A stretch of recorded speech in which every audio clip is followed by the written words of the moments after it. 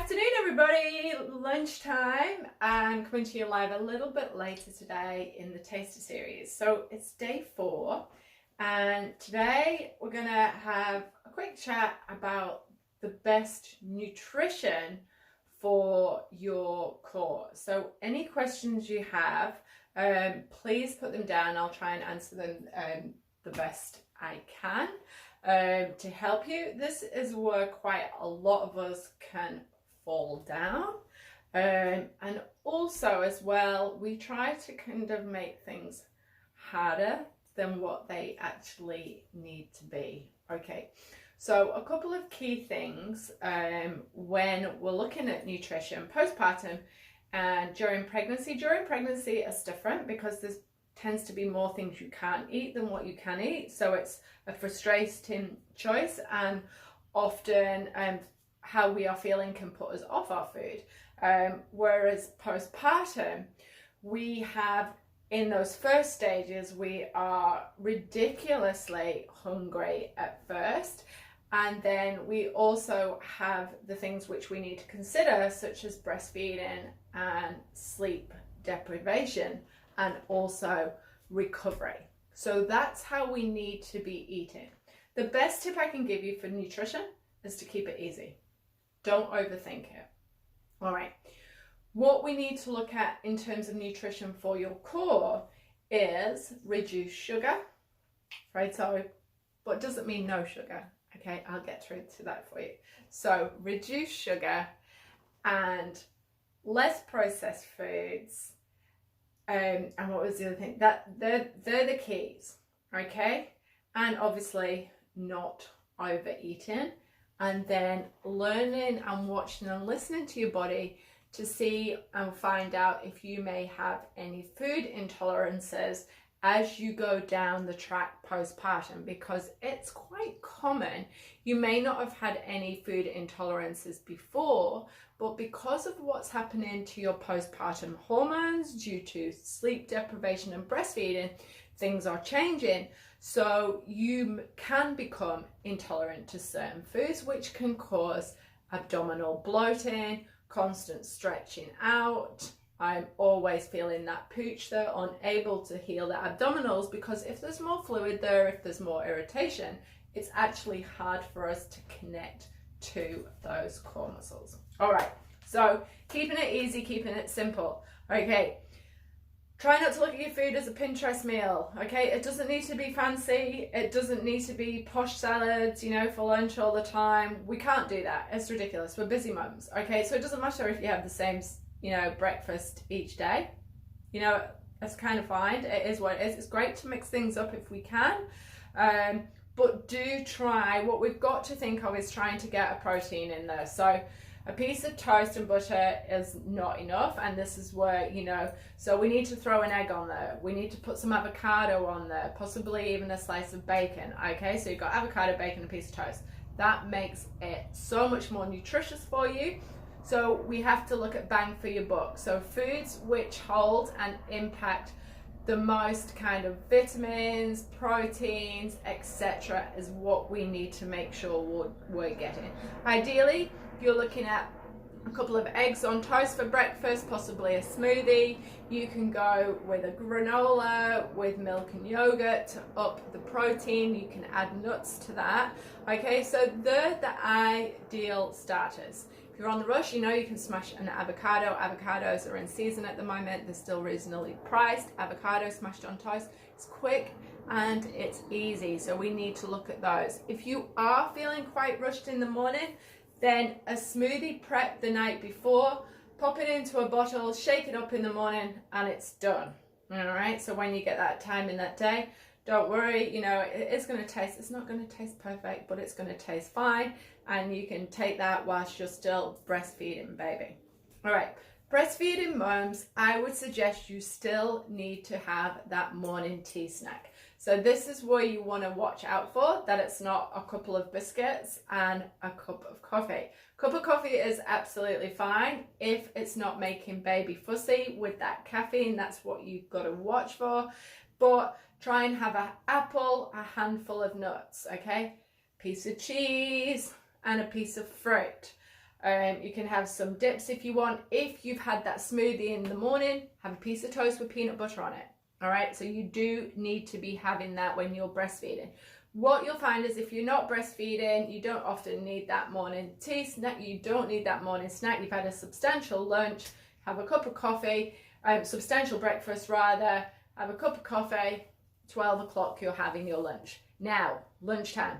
This is where everybody tends to fall down. Okay, busy breastfeeding baby, trying to settle baby, get them down for that afternoon sleep. This is where mums can miss out on this real core meal, and if we miss out here, we are going to start craving the sugary snacks in the afternoon. If you can, be prepared. What I suggest to all my new mums and in the antenatal groups that I see coming through, you know, when you get given meals, if you get given meals and they're not already separated, separate one dish of, say you get a lasagna, a curry, separate it into 6 lunches. So you've got those, have leftovers from the night before. Pop that in the microwave, and again, one hand, keep it in a container, keep it in a bowl so you can feed baby whilst you're eating. So those leftovers meals are perfect to have done, ready. Other things that you can eat, chicken drumsticks if you've prepared those. We're thinking of one-handed meals. Tuna mashed up together with maybe some mayonnaise, dipping your crackers into it, to making sure that you are not missing out on lunch. Again, breastfeeding mums, afternoon snack, and for most of us, this is important. So this is where I say, you know, you can have a biscuit, you can have a cup of coffee, but also you still need to have something a little bit more. Again, if you've not had a piece of toast already, you can have a piece of toast, peanut butter, couple of crackers and cheese, handful of nuts, piece of fruit. You can also make yourself up a smoothie here. So this is where a smoothie can work for breastfeeding mums. Make up a full smoothie then, where you have then got that time. You know, we tend to have that time maybe between 2 and 3 or between 1 and 2. Okay, so that's where you want to be making it, and you can make that smoothie and then you can make more for your breakfast the following morning. So then we'll move on to dinner. So hopefully if you can get that right, you're not going to be constantly thinking, I need to eat food, and going for those sugary snacks. What happens when we go for sugary snacks is our blood sugars spike. Okay, so we feel good for a time and then they drop. Increases tiredness, fatigue. What do? We eat again, and we eat a little bit more sugar. So we can become in this spike as we're going through up to dinner. A good tip as well, I know sometimes partners can't be in till late at night, and this is where it's hard because it's a long time for you if you're at home with baby and toddlers not eating till 7 or 8 o'clock at night. You can actually start to pick on and end up eating pretty much a full dinner or more with constant snacks in between that time. So I do try and suggest to mums, you know, most of the time, eat with the kids, with toddlers, you know, between that 5:30, 6 o'clock time, if you can. And then when partner gets home, 7:30, 8 o'clock, that's when you can have your little suppery snack. All right. So try and think about that, because we're trying to keep things continuous in terms of your nutrition. Breastfeeding mums, if you are thinking that you're getting up hungry through the night, especially through those first, 3 to 4 months, you may need to have a glass of milk, a little bit more, you can have some cereal, you can have a yogurt, you can have some nuts, you can have anything before you go to bed. So that'll stop that hunger through the night. So as an example, as a guide rather, breastfeeding mums, you need to be eating every 2.5 to 3 hours. Make sure you have protein included each time you eat, because that will keep your blood sugars more stable. You also need the protein to help with your tissue recovery and repair for your core muscles, to help your pelvic floors, to help any internal stitches or scarring, so perfect stitches, episiotomy, C-section, etc. If you're not fully breastfeeding, if baby's starting to wean, you probably only need an afternoon snack. You can start to take away that mid-morning snack. If you're past breastfeeding, you're not breastfeeding, try and go morning, lunch, afternoon snack, dinner, possible one treat at night. So I'm not saying take out sugar completely. What you want to watch is that you're not having 2 biscuits mid-morning, 2 biscuits in the afternoon, and 2 biscuits at night time as well. You can have 2 biscuits, but choose when you need to have them. All right, it's the same for mums who are not breastfeeding. If you want a glass of wine, have a look at that. You know, a small glass of wine every other night is fine. You don't, you know, unless baby's fussy, don't need to be taking coffee out. I look at more of an approach of we can have everything within moderation, okay, because that's how we can live, that's how we can continue forever. We don't want to be doing anything that is calorie restrictive, too hard to follow, very low food choices, because we can't stick to those. It's the same with your exercise program. I want to give you the tools to help you maintain a healthy and fit body forever, and to give you the confidence to feel that you can do things.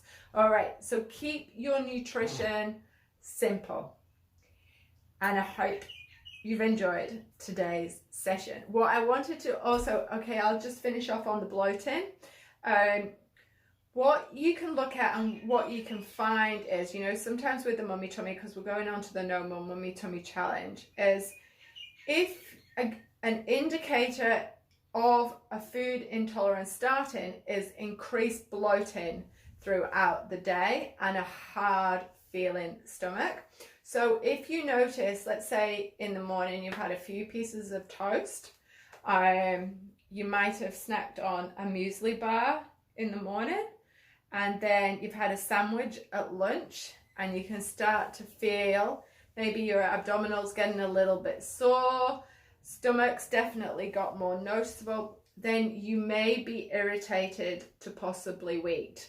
But it could also be a dairy or a sugar intolerance or a tolerance. But that's the key. You want to watch for how your abdominals are throughout the day and how they see and how they appear, because we can often have food intolerances, and that will affect your results, and it will also affect your exercise and how well your brain can connect to those core muscles. So do be aware of that, especially as we go into the challenge, and try and notice if you do feel an intolerance, which foods are doing it for you. They're the 3 of the key possible ones, and it doesn't mean you have to miss out on them forever. It's often just this postpartum depletion zone and how our body's adjusting. So it's often normally, you know, for 6 months to sometimes 2 years, where we just need to limit the foods and not necessarily take it out completely, but just often watch how often we are eating those types of foods. Also, it's really good to try and stay away from processed foods, and they can have an effect on bloating. Also with irritants, we want to stay quite natural as much as we can for those wholesome, power-packed antioxidant foods. So we're getting more bang for your buck when you're eating. All right, everybody. Okay, so that's today's session. Hopefully you enjoyed it. It's day 4 on the Taster series. I want to make sure that you're doing your lifts. We're going to go through some exercise tomorrow. So make sure you're still doing your 10s, 10 pelvic floors if you need to, 10 TAs, 10 putting them both together, 2 to 3 times a day. Thinking about using your core muscles now through those daily activities. And now you can kind of start to plan your nutrition. All right. Make sure you've signed up for the challenge, because I'm going to send out the access details today. So you're going to be able to assess which level you need to follow. So 1 is the basic starting point, healing diastasis, postpartum. If you've not done any core exercise before, you've not done any rehab, you start on level 1. Level 2 is there for your functional diastasis, improve strength, improve pelvic floor. Level 3 is advanced, and level 4 is around about from 19 weeks pregnant. All right, so there are your 4 levels. All right, I will speak to you soon. I'm coming to you tomorrow with a great core exercise, what you can do every day. All right, everybody, go to the website pregnancyexercise.co.nz to join up for the challenge or register for the series. Bye, guys.